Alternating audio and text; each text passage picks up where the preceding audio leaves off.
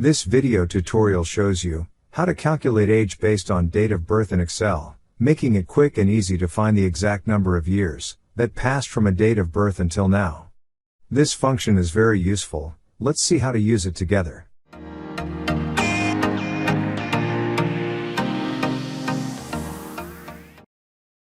Welcome to How to in 2 Minutes. If you are looking for short videos with advice in less than 2 minutes, you have come to the right place. The best function for calculating age in Excel is the DATEDIF function. Before you start, make sure all the data in the spreadsheet is in the correct format. Cells with dates must be formatted as date. The cell used to display the calculated age must be formatted as a number. Type an equals sign followed by DATEDIF.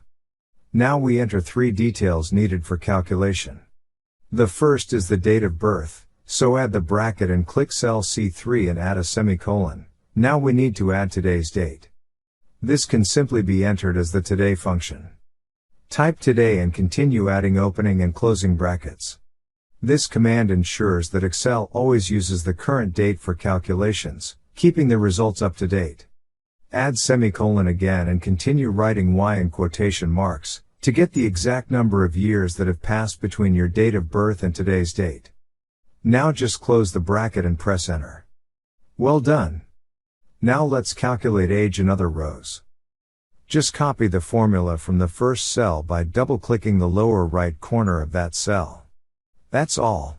If you found this tutorial video helpful, please give us a like, or leave a comment below and watch another video tutorial on How to in 2 Minutes.